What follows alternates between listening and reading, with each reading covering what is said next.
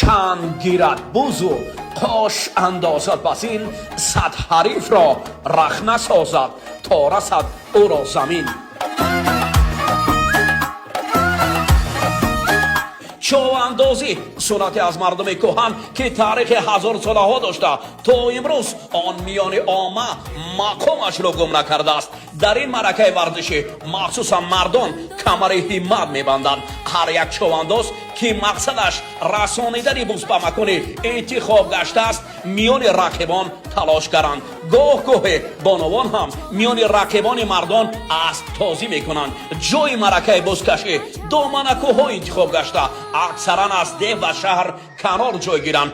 اسب بوزی از اسب‌های عادی فرق میکند. او توسط قمچین دویش دارد. از روی قوه فیزیکی هم اسب باید پرقوت باشد.